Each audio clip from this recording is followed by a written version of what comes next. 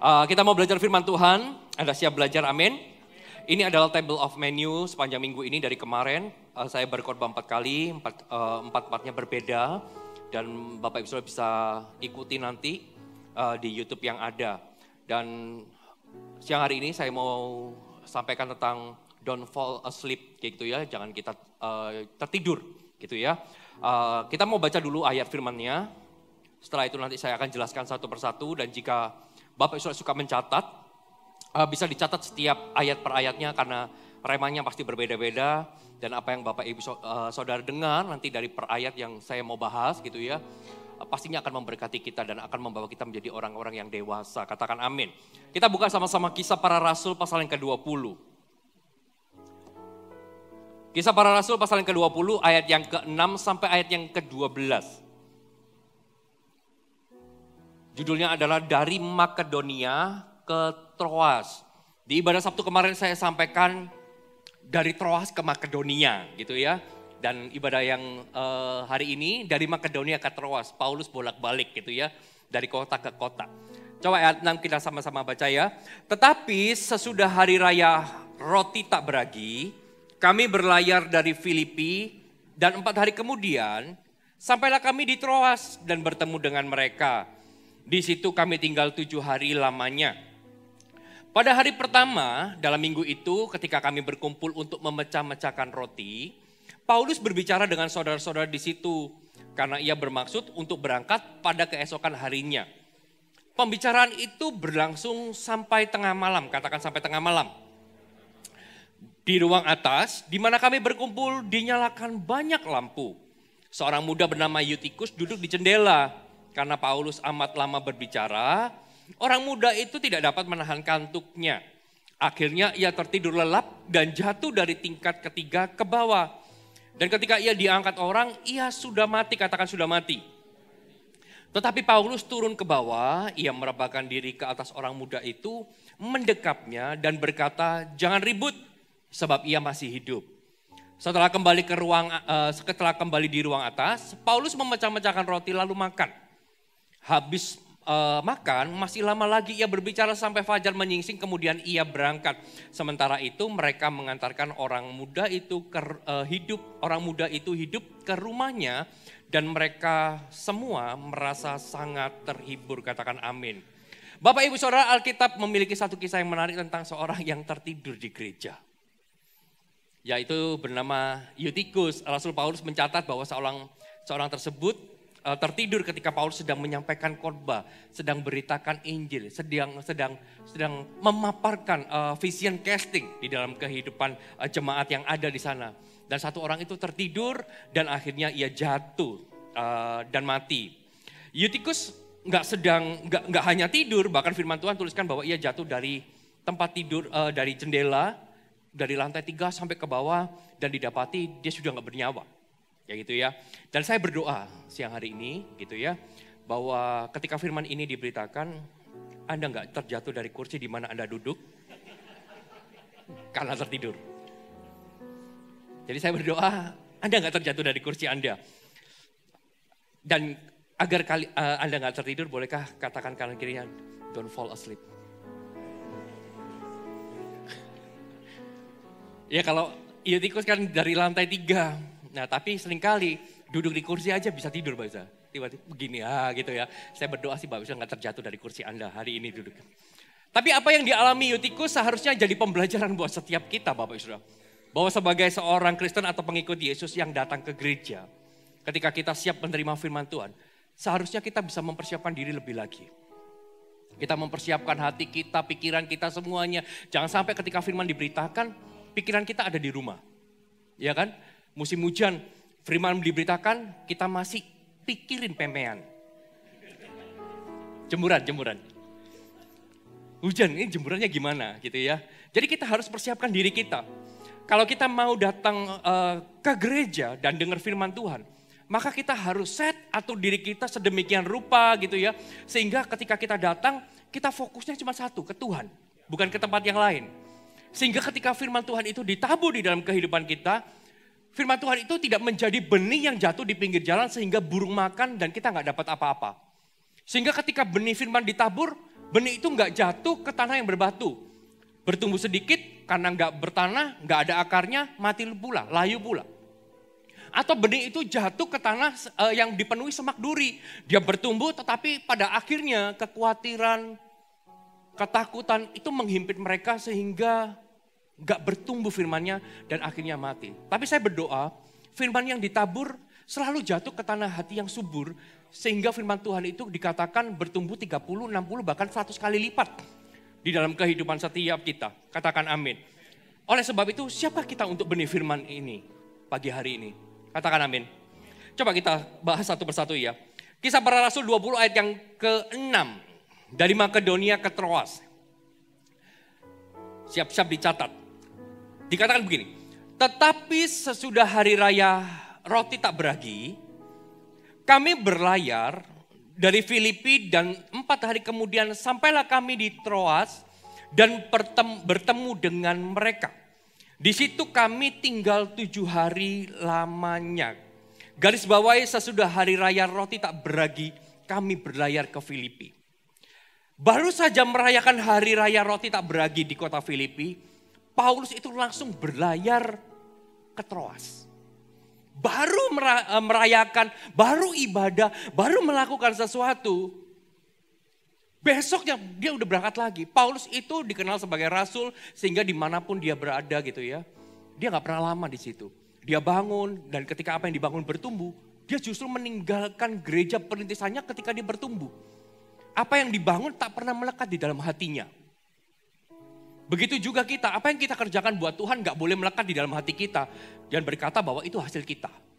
Itu semua hasilnya Tuhan. Footprint kita gak boleh ada di dalam setiap ministry kita. Yang boleh ada hanya footprintnya Tuhan.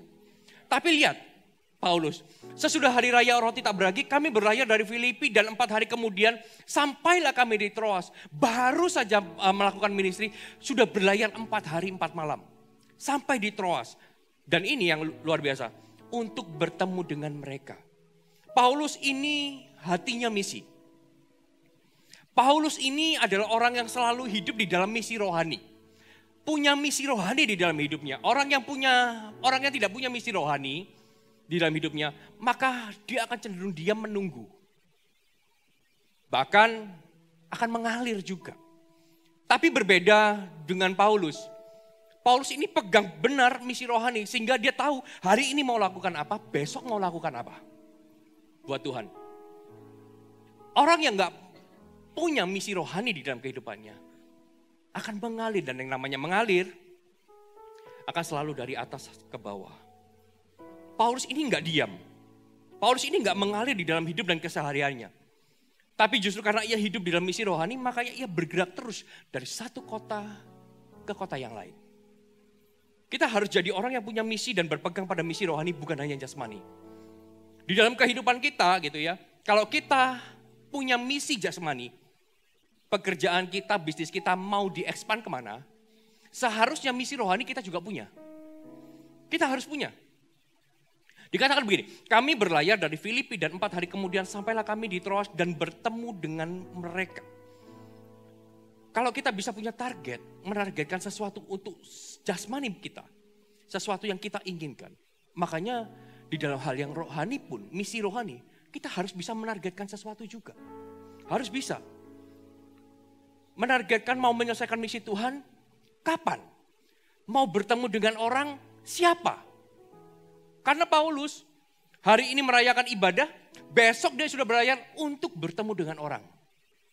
Hidup itu harus ketemu dengan orang-orang, membangun seseorang. Kita gak boleh cuma berfokus kepada diri sendiri. Dan saya dapat begini, semua yang tampak mustahil ya bisa dikerjakan jika kita punya misi.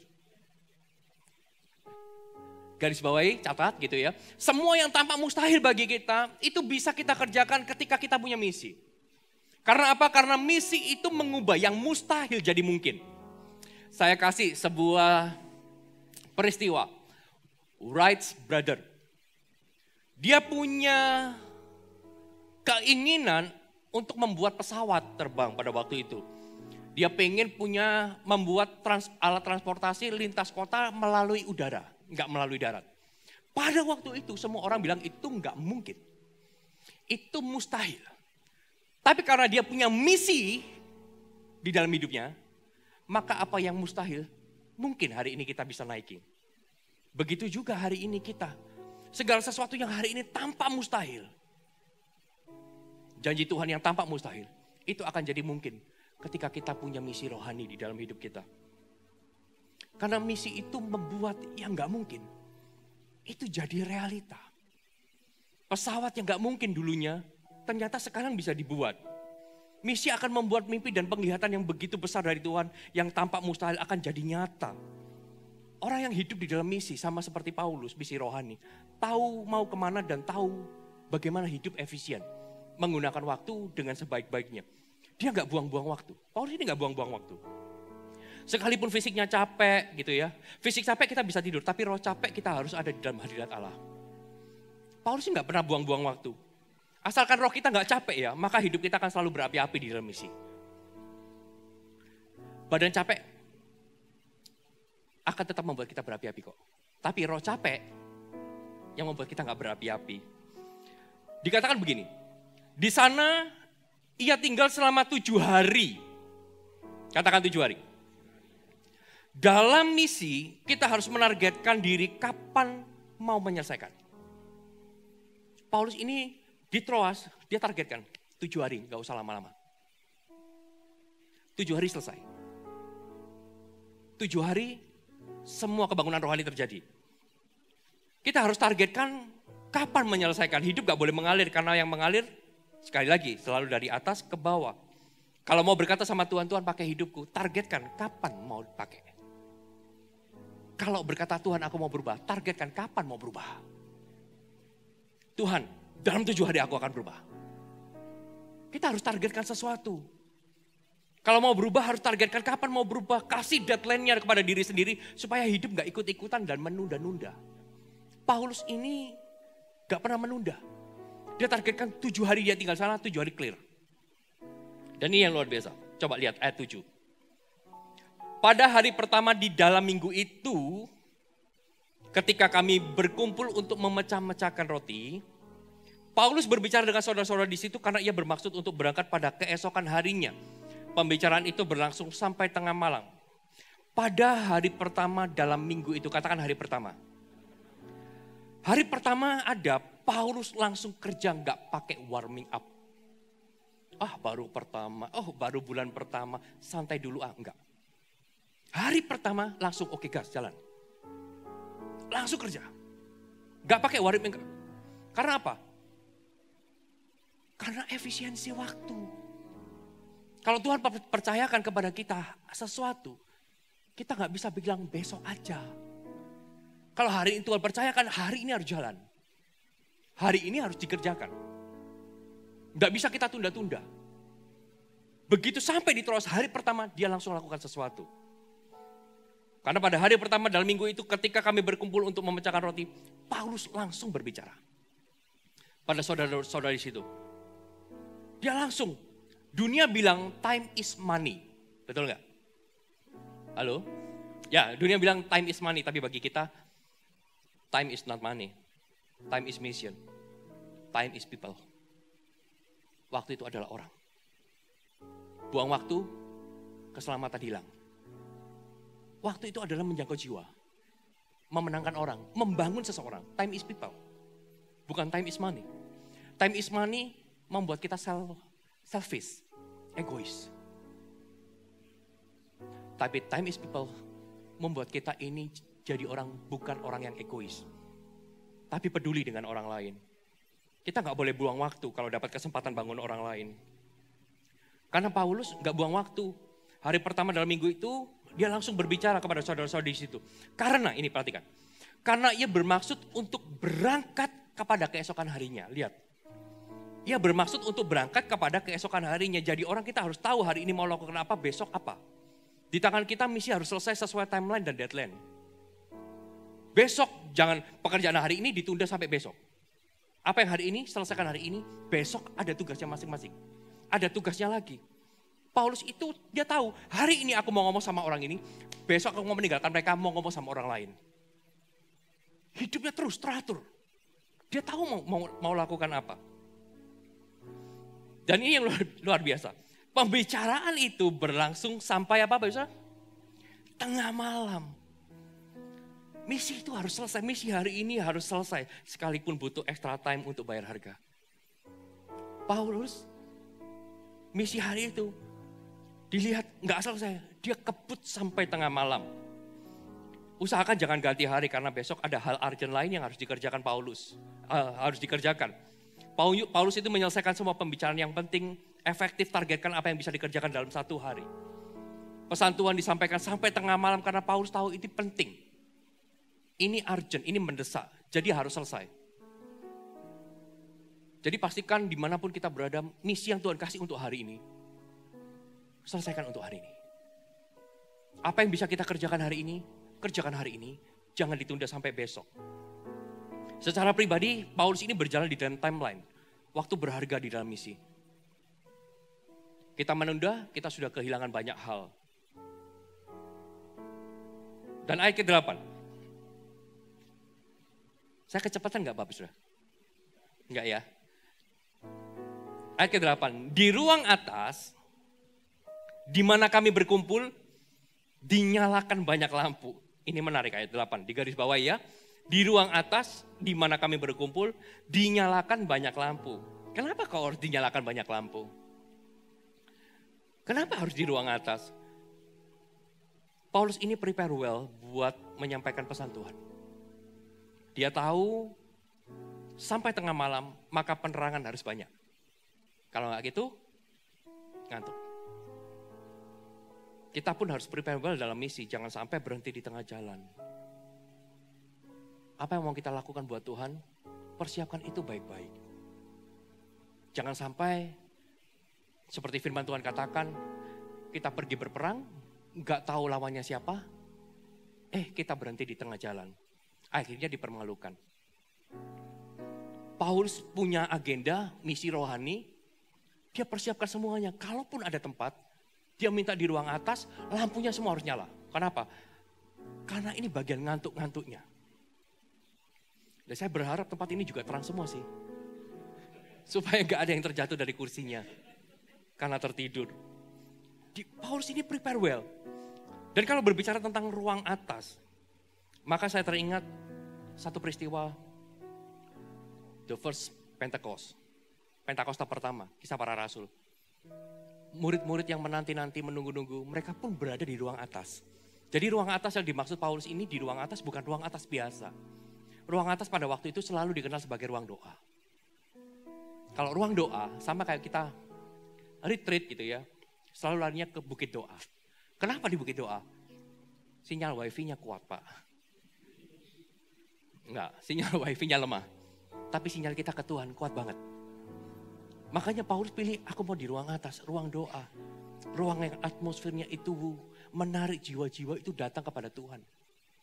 Dia persiapkan segala sesuatu. Sama seperti Pentakosta pertama, di mana semua murid berada di sana menanti-nanti. Dan ketika mereka berada di ruang atas, apa yang terjadi? Lidah-lidah api terjadi. Karunia roh melawat setiap murid-murid yang ada. Paulus pun juga sama, dia siapkan bagaimana ruang atas yang mungkin hadirat Tuhan, karena sering dibuat doa, atmosfernya sudah terbangun, hadirat Tuhannya begitu kuat. Itu dipersiapkan dengan demikian rupa, dinyalakan banyak lampu agar apa? Agar orang-orang yang ada di dalamnya bisa fokus mendengar, bisa fokus melihat kepada Paulus yang menyampaikan firman pada waktu itu, bisa menarik perhatian. Tetapi yang menjadi pertanyaan dia, Paulus sudah siapkan semuanya. Ayat 9 ini.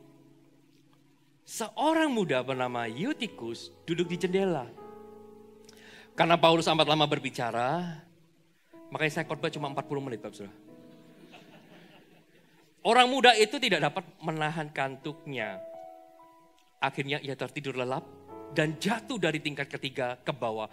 Ketika ia diangkat orang, ia sudah mati. Lihat ayat 9. Paulus itu sudah mempersiapkan sedemikian rupa. Tapi Eutikus tetap tidur. Ibadah udah di well prepare sedemikian rupa. Tetap aja jemaat yang tidur. Masih ada. Pembicaranya udah kasih sesuatu yang terbaik, semuanya praise and worship-nya. Tetap aja ada yang gak fokus. Bukan tentang persiapannya. Tapi tentang kita yang ada di dalamnya. Nyatanya semua hal yang dipersiapkan Paulus termasuk hadirat Allah yang ada. Gak bisa buat Eutikus itu berubah hatinya. Gak bisa membuat Eutikus itu fokus. Malah membuat ia ngantuk dan tertidur. Lalu jatuh dan mati. Apa yang membuat Eutikus tidur? Apakah khotbah Paulus yang begitu lama? Enggak. Bukan khotbah Paulus yang begitu lama sampai tengah malam yang membuat Eutikus jatuh. Yang membuat Eutikus tertidur. Tapi yang membuat Eutikus tertidur adalah karena ia salah posisi. Semua orang duduk di sini, dia duduk di jendela.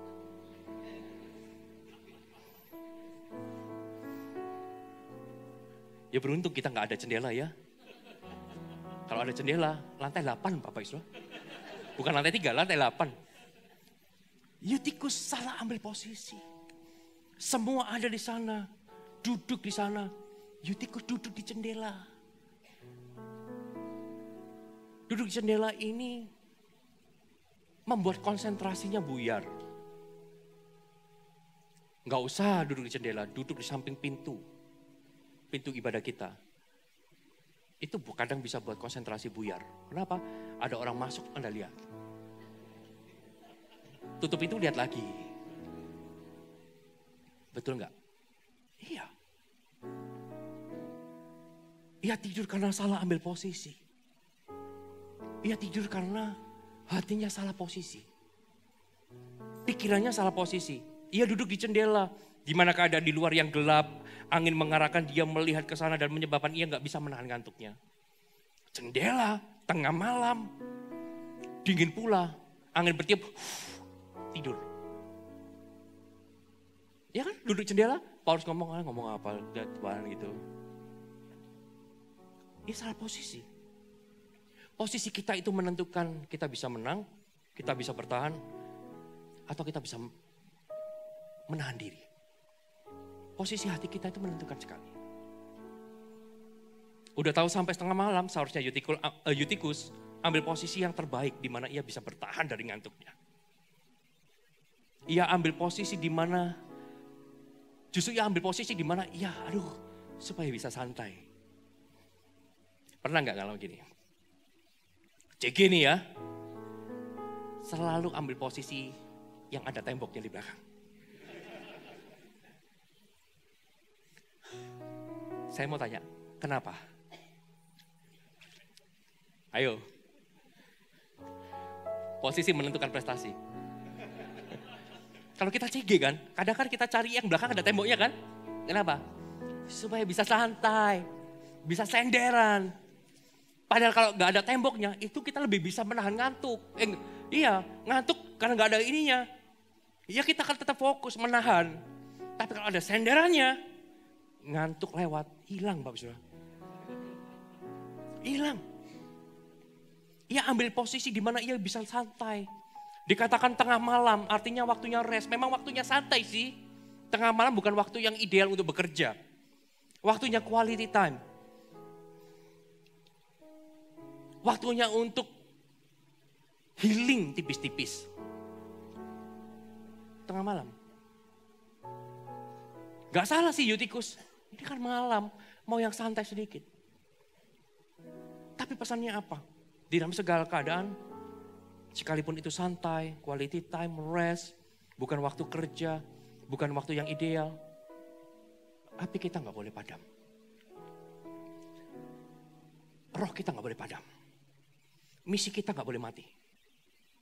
Sekalipun ini kan masih tahun baruan, ini kan masih liburan, misi kita gak boleh mati. Terus harus ada orang-orang yang kita bangun. Minimal kalau kita liburan dengan keluarga kita yang kita bangun. Misinya gak boleh padam. Sekalipun santai ya, roh kita gak boleh tidur. Apinya gak boleh padam, misinya gak boleh tidur. Kalau roh kita tidur maka kita gak akan bisa siaga. Kita akan kehilangan kepekaan. Orang yang tidur itu gak sadar apa-apa kok. Orang yang tidur itu gak bisa apa-apa juga. Mau dicoret-coret wajahnya gak tahu. tidur. Nggak sadar. Beberapa waktu yang lalu saya dan istri ambil intensif kelas di Surabaya. Dari Senin sampai hari Sabtu, jam kuliahnya itu 7:30 sampai jam 6. Penuh, istirahatnya cuma makan siang aja jam 12 sampai jam 1. Jadi penuh padat, pelajarannya padat banget. Belajar teologi juga padat gitu ya. Dan ketika saya datang hari pertama itu, hari pertama saya dan istri sudah sepakat. Kita sedang belajar sistematik teologi. Dan buat beberapa orang, saya tanya gitu ya, sistematik teologi itu membosankan. Apalagi sudah pernah baca Alkitab. Dia ajar, sudah tahu gitu. Saya dan istri sepakat ambil duduk yang paling depan waktu itu. Di hari pertama, bener, jam 2, jam 3, itu ngantuk-ngantuknya besar. Tapi karena saya duduk paling depan, nggak bisa tidur. Nggak bisa ngantuk. Menguap pun nggak punya kesempatan. Nggak punya kesempatan. Karena kalau menguap kan profesornya juga tahu, lihat. Nggak ada. Dan kita sepakat, besok kita duduk depan lagi. Karena besok pasti lebih membosankan. Hari pertama kan semangat-semangatnya biasanya. Begitu sudah tahu, gitu ya. Kita mau ambil, hari kedua kita berangkat lebih pagi, ternyata macet. Dan sungguh apa yang terjadi? Tempat kita ditempatin orang. Dan kita duduk di paling belakang. Dan yang benar yang kita takutkan terjadi. Jam 2, jam 3 habis makan siang. Dia mulai ngajar, kita coba. Terus begitu terus. Karena profesornya nggak ada, kita ngobrol-ngobrol sendiri santai-santai gitu ya. Dari situ kita bisa belajar bahwa kalau kita salah posisi, habislah kita. Bisa ngantuk juga loh. Jam-jam tertentu itu ngantuk melanda. Dan saya tahu bahwa ketika saya duduk di belakang, saya membayar harga lebih daripada saya duduk depan. Duduk depan, saya nggak perlu membayar harga yang lebih gimana. Cukup lihat profesornya, saya tahu saya nggak ngantuk. Tapi ketika duduk di belakang, saya harus lihat-lihat profesornya. Siapa tahu tiba-tiba hilang profesornya ada di sebelah saya. Saya membayar harga lebih untuk itu. Begitu juga kita di dalam misi rohani. Kalau kita salah posisi, kita akan membayar harga lebih besar. Katakan amin. Keadaan di sisi luar ruang atas yang tampak di jendela ternyata lebih mempengaruhi Eutikus pada waktu itu daripada tempat di mana lampu terang dan pesan Tuhan disampaikan. Salah posisi, salah fokus juga. Coba kita lihat hari ini, di mana mata kita memandang? Kepada misi rohani yang disampaikan, atau justru kepada yang di luar? Kalau kita salah posisi melihat, bahayanya buat kita. Ayat 10, tetapi Paulus turun ke bawah. Ia merebahkan diri ke atas orang muda itu, mendekapnya dan berkata, jangan ribut sebab ia masih hidup. Setelah kembali di ruang atas, Paulus memecah-mecahkan roti lalu makan. Habis makan masih lama lagi ia berbicara. Sampai fajar menyingsing. Ternyata gak cuma sampai tengah malam, tapi sampai fajar. Kemudian ia berangkat. Sementara itu mereka mengantarkan orang muda itu hidup ke rumahnya. Dan mereka semua sangat terhibur. Ayat 9 dikatakan Eutikus mati. Tapi ayat 10 Paulus mengatakan bahwa ia gak mati. Ia tidur. Apa yang membuat Eutikus bangkit? Saya percaya mati sungguhan. Bukan tertidur. Jatuh dari lantai 3 itu tertidur pun bisa mati. Tapi apa yang membuat Eutikus bangkit? Adalah ketika ia dengar suara Tuhan lewat Paulus. Dan ini yang luar biasa. Sesudah bangkit, Paulus enggak langsung antar dia pulang. Kamu udah ngantuk ya? Udah pulang deh. Tapi sebab ia masih hidup. Ayat 11, setelah kembali di ruang atas. Artinya setelah dia hidup, dibawa kembali ke atas. Enggak diizinkan pulang. Sesudah bangkit, Gak diantar pulang, diizinkan tidur, tetapi dibawa kembali ke ruang atas. Sampai pagi, sampai selesai. Baru setelah selesai, diantarlah pulang dan semua orang bersuka cita. 4 poin bagi kita, Bapak bisa catat. Yang pertama, dari firman Tuhan ini apa yang bisa kita ambil? Di mana posisi kita saat ini menentukan di mana kita akan berada nanti. Di mana posisi kita saat ini menentukan di mana kita akan berada nanti. Kalau posisi kita di luar misi Tuhan, maka hal itu akan membawa kita jatuh. Kalau posisi kita di luar misi rohani, someday kita akan jatuh. Karena firman Tuhan jelas, ia tertidur lelap dan jatuh dari tingkat ketiga ke bawah. Sama seperti Yutikus jatuh dari lantai 3 ke bawah karena ia salah posisi. Kalau dia duduknya di lantai, enggak di jendela, enggak akan jatuh. Minimal dia hanya tertidur. Minimal dia hanya enggak fokus.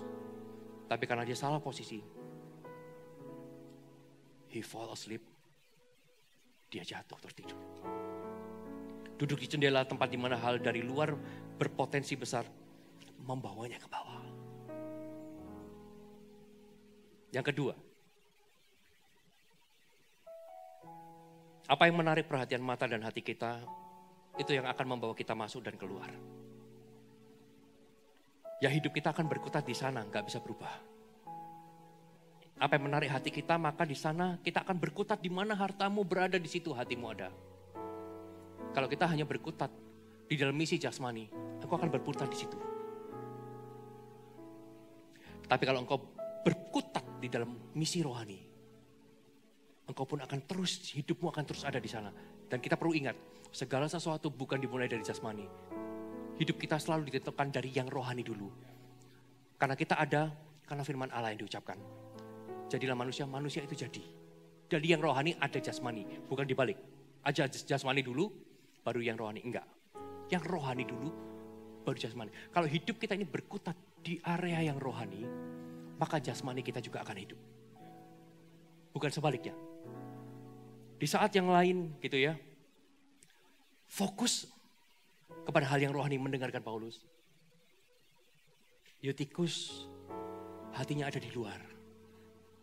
Enakan di luar ya, dingin ya, sepi ya, bisa santai ya. Di dalam gereja kok nggak bisa santai. Kayak dikejar-kejar. Habis ini ya, habis ini ya. Tahu ya Bapak, kalau gereja kita habis ini, habis ini, terus hidup. Itu bukan karena gereja kita ini pengacara. Pengangguran banyak acara. Tapi kita tahu gereja kita efisien. Menggunakan waktu yang ada. Semua gak punya waktu banyak. Bisa aja loh, saya khotbah hari ini, besok gak ada. Gak ada yang punya waktu banyak, gak ada yang tahu. Makanya gereja harus efektif dan efisien pula. Yang ketiga, apa yang bisa kita ambil? Jangan izinkan kita tertidur dalam misi dan kegerakan. Di saat yang lain berada dalam kegerakan, semua mendengarkan, semua mata tertuju kepada Paulus, kita gak boleh tertidur. Kita harus tetap terjaga dan kita harus tetap berapi-api.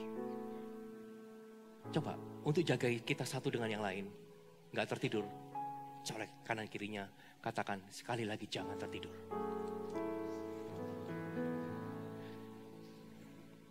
Karena orang yang tidur gak sadar apa-apa, kita gak akan peka dan siaga.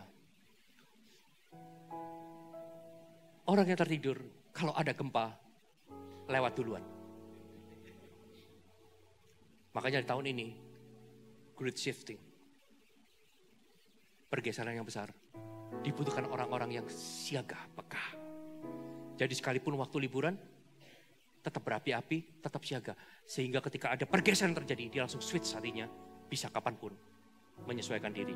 Katakan amin. Yang keempat, yang terakhir. Gak ada hal yang bisa membuat kita bangkit dan antusias selain daripada pesan Tuhan, rema, dan misi rohani. Makanya ketika Yutikus jatuh, orang bilang, he is dead. Dia mati. Tapi Paulus keluarkan suara bahwa dia nggak mati. Bangun. Setelah bangun, apa yang diajak lagi ke atas. Misi rohaninya harus selesai. Apa yang membuat Yutikus bangkit? Ada ketika dia dengar remanya Paulus. Jangan kamu tidur. Kamu gak tidur. Oh ya Tuhan, aku bangkit. Setelah bangkit, apa yang membuat Yutikus gak tidur? Karena tidak diizinkan tidur atau pulang ke rumah. Tapi dibawa ke ruang atas. Hadirat Allah lagi. Dengarkan misi rohani sampai fajar. Sampai selesai. Dia terima semua rema. Dia terima semua misi rohani. Pulang dengan sukacita. Apa yang membuat kau bisa bangkit? Bisa? Rema hari ini dan misi rohani. Itu yang membuat engkau bangkit. Dan ketika engkau bangkit, saya percaya sesuatu yang besar akan terjadi di dalam hidupmu. Berikan kemuliaan buat Allah kita yang besar. Haleluya. Mari saya undang semua bisa bangkit berdiri. Menyembahmu,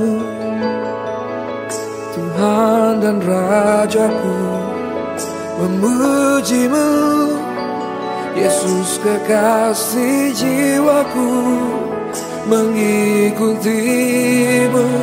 seumur hidupku. Di hadiratmu bahagiaku penuh.